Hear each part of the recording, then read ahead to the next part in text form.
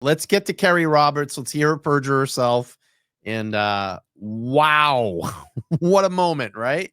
Here we go. In the car on the way to the hospital. She said it to Mrs. O'Keefe. When you were outside trying to help John, were you ever told where the defendant dropped John off? No. Were you ever told where he was left? No. Was it ever suggested that he went into 34 Fairview? No. Was it ever suggested that he went into any house whatsoever that morning? No.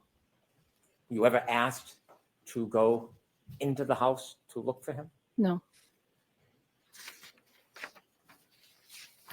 When you were being interviewed by law enforcement. There it is. There it is. When you were being yeah, you heard it, Maz. Little Freudian slip. To look for him? No. When you were being interviewed by law enforcement. Do you hear it? When you were being influenced. When you were being interviewed by law enforcement. Woo! Did you ever refuse to be interviewed? No. Were the interviews all the same or different? They were all different. They were all different. Were you ever asked to give a complete review in detail of everything that you knew? I was just asked to tell me the story of what happened that morning. And at some point when you were interviewed, you were asked about the phone calls that the defendant made to you that morning at 5 that's o'clock. for sure. Yes. When you received those phone calls, Jennifer McCabe was not on the line, right. was she? Jennifer McCabe slipped too. Was she When a party to the Kerry calls? Roberts, Jennifer No. Did she influence your memory in any way about the words that the defendant spoke to you that morning? Objection. I'll allow that. No. Do you have a clear memory of what the defendant said to you on the morning of January 29th, 2022 at around 5 in the morning when she first called you? Yes. And is it your independent memory? I'm saying. Is sorry. it your independent memory? Yes. How well do you remember it? Objection. Sustained. Tell us what you remember her saying to you. Objection. I'll allow it. When she first called, she said, John's dead. Kerry, and hung up. And she called you back. She called back. When she called back, was there any other party on the line other than you and her? No. What do you remember the second time that she called you? Yes. She said, John, I think he got hit by a plow. He did not come home last night. He would never not have come home. I wasn't supposed to stay in Canton, and Kaylee was here. He would never leave Kaylee by herself.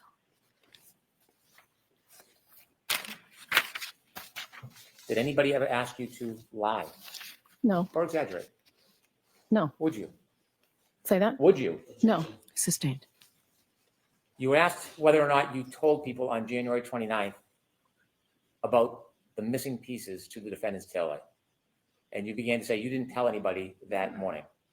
I didn't think it had anything to do with John. I didn't want to point fingers at anybody Why not?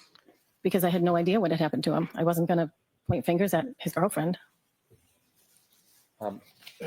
Was it in fact broken with missing pieces that morning? That's pretty critical testimony right there too. She said, I'm not going to be pointing fingers at John's girlfriend. I mean, that's pretty much solidifying saying like, you didn't think that Karen did this. I mean, what do you read? You read anything into that, Mazza? Do you want me? Let me back it up. Yeah, I don't know if I do or not, but Let's hear it again. And you began to say you didn't tell anybody that morning. I didn't think it had anything to do with John. I didn't want to point fingers at anybody Why not? because I had no idea what had happened to him. I wasn't going to point fingers at his girlfriend. Was it in fact broken with missing pieces that morning? Yes.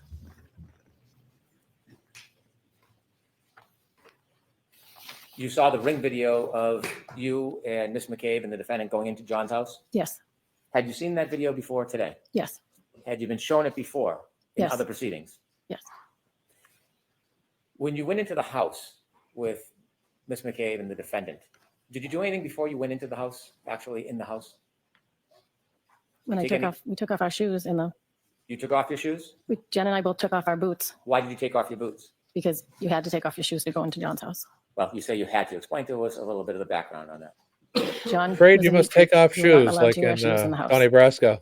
What's that? the shoe scene, and I think of the shoe scene in Donnie Brasco. I'm afraid you must take off your shoes. I'm afraid you must take off your shoes. I ain't taking my Yeah. shoes off. Had you ever worn shoes in his house? Yeah. Oh, Had you ever seen anybody wear shoes in his house? no, Take off your You and pants. they Miss do McCabe? now. That's what he says. They do now. I see. He says, sir, you need to take off your shoes.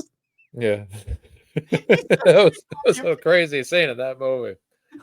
We're not going to take off our shoes. No, it was a crazy He scene. goes, take off your pants. As soon as they started talking about it, like every time I hear about taking off your shoes, I always think of that scene in the Japanese restaurant in Donnie Brasco. He says, tell him to take his pants off. Of course, Johnny Depp is wearing a wire, so he doesn't want to take his Take off boots your off because he's going to get revealed as a Fed before the mobsters. They're like, just take your shoes off, Johnny Depp. He's like, I'm not taking off my Your shoes. shoes off. Then it just escalates way out of control.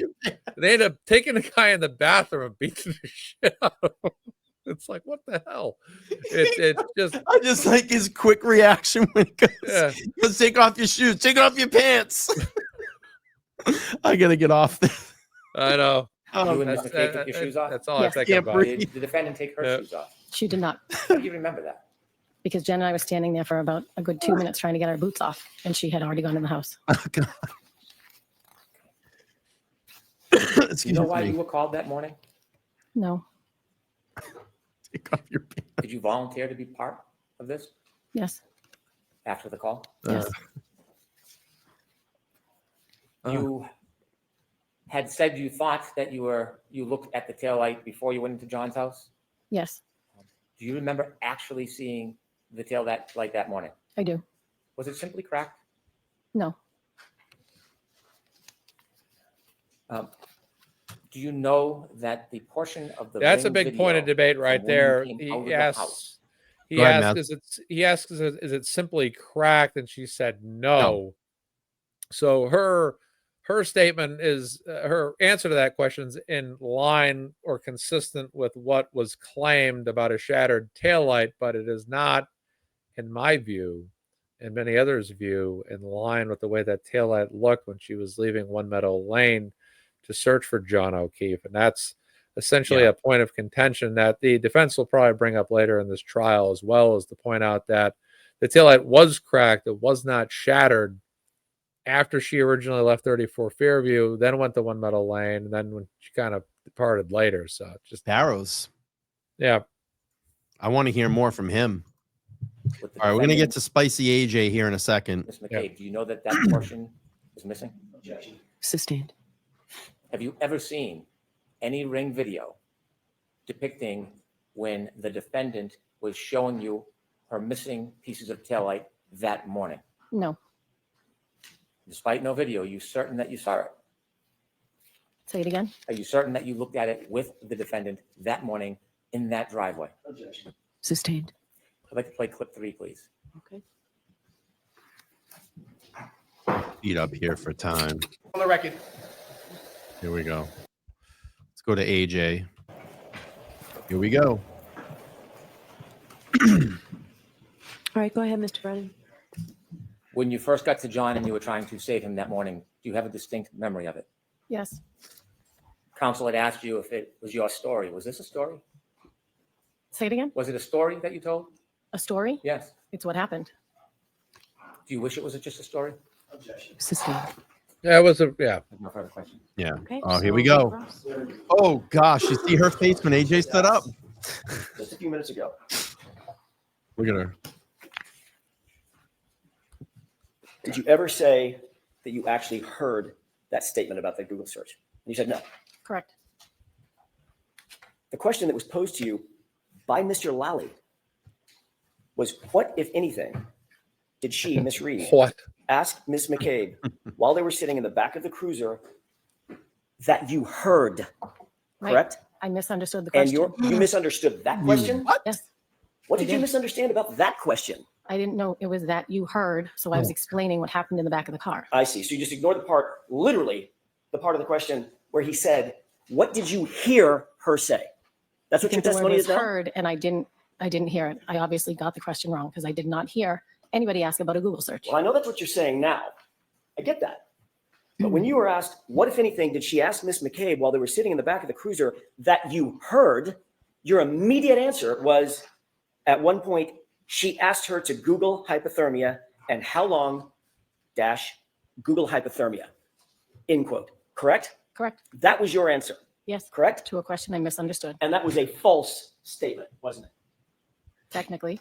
Technically? Yes, technically. You're pregnant, Ms. Roberts. Okay, so remember, jurors, I said earlier, comments of counsel are not evidence and you're to disregard them. That's perjury. I mean, that's perjury. It's a bad situation. I mean, if you, I would say this. I'm going to say this very clearly. The fact that Alan Jackson called out Nuttall about the 2 times versus 3 times versus the previous in comparison to the previous trial, and then you have someone on the stand. Now, the fact that they're getting her to say, well, this and that on the stand, if you're a juror, you know, you're trying to create reasonable doubt as a defense attorney or a defense team. Sure. And right here, when you have someone essentially under oath say, hey, yeah, I said this or that. My bad. Now, all of a sudden, you know, if you're a juror, you're going to say, well, whether I believe Karen Reed did it or not, you know, reasonable doubt's starting to creep in my head almost immediately here. And this don't look too good for the prosecution. No, I it's really not don't. good. I really It's don't pretty think so. damning. Yeah.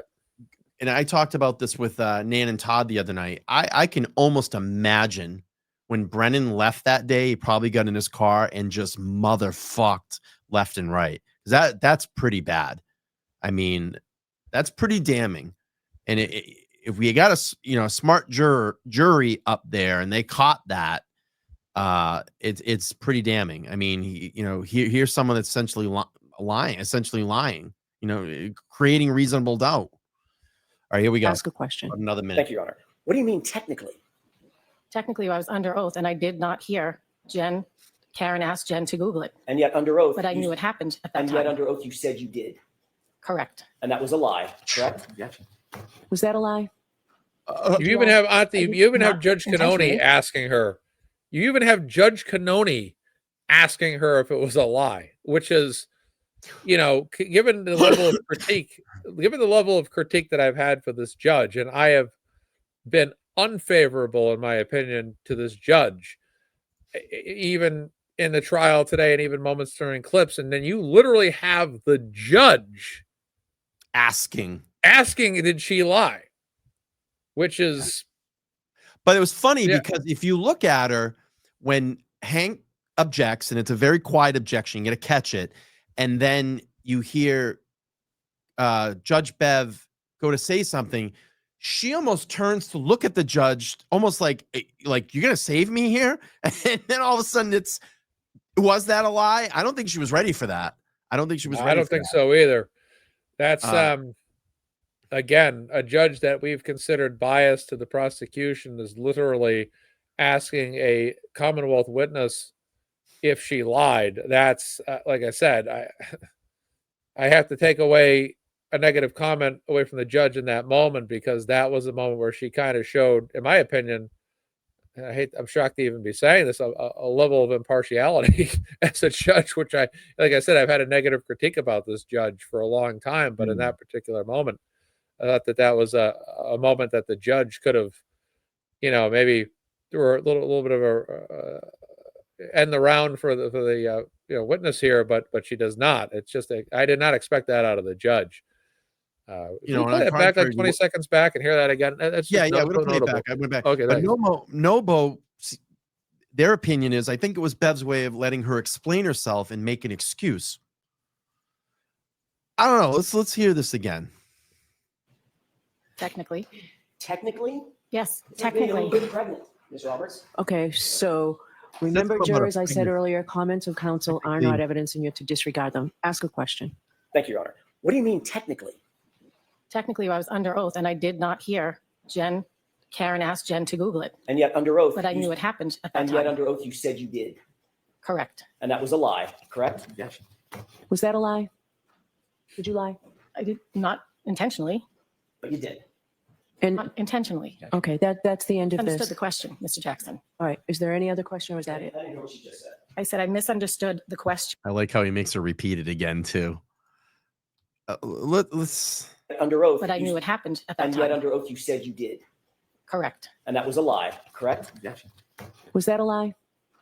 Did you lie?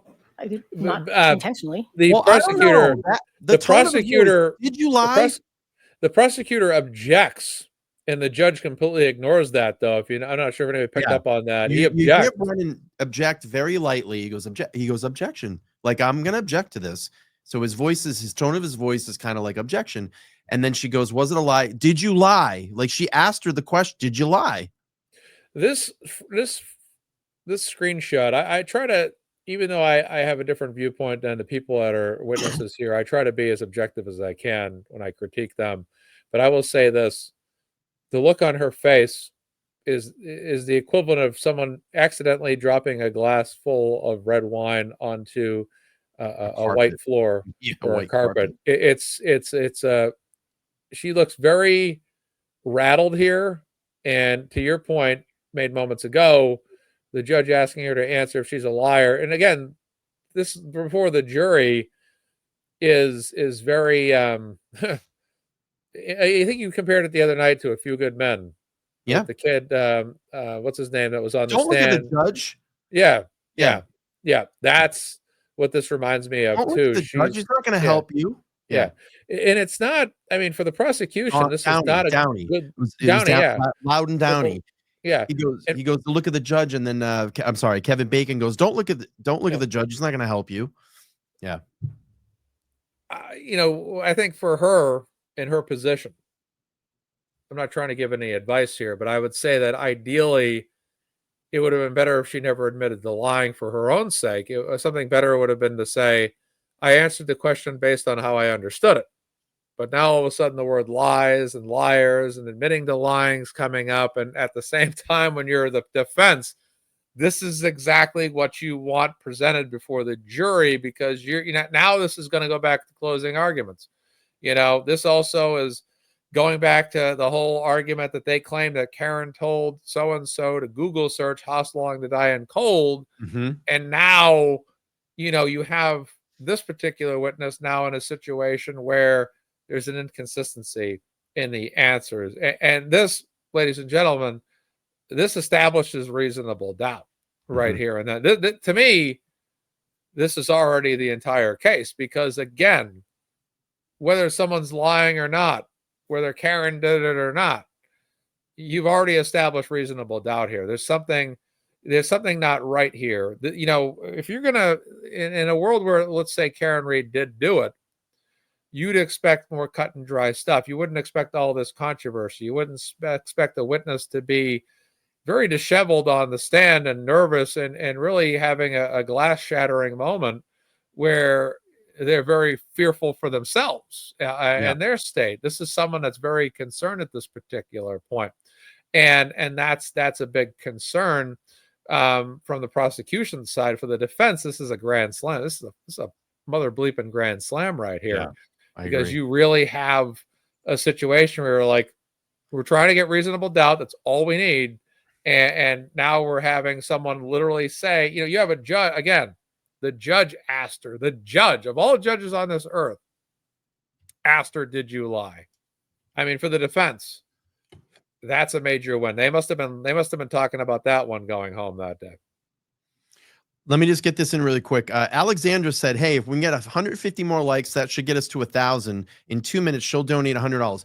Do not donate to me, please. Donate to Karen Reed's defense fund. And just put, LTL Media, please donate to Karen Reed's defense fund. I'd rather you do that. She needs it more than I do. Let's do this. I'm going to just drop the link if you don't have it. And if we get that 1,000, I think that's great. Donate that $100 to Karen. All right, Mazza, let's finish this one up, and then we'll wrap up the show here tonight. Again, thank you for jumping up on paneling. This has been great to have you come back here and do the spicy this Friday night heat with me here. All right, here we go. And Not intentionally. okay, that's the end of Understood this. the question, Mr. Jackson. All right. Is there any other question, or is that it? I didn't know what you just said. I said I misunderstood the question, Mr. Jackson. That's what you're saying now. Defensiveness. That's what happened. All right. Can I ask one more question? Okay. In that quote, You said at one point she asked her to Google hypothermia and how long. Then you corrected yourself and finished with Google hypothermia. What did you mean by how long? What were you about to say? I don't recall.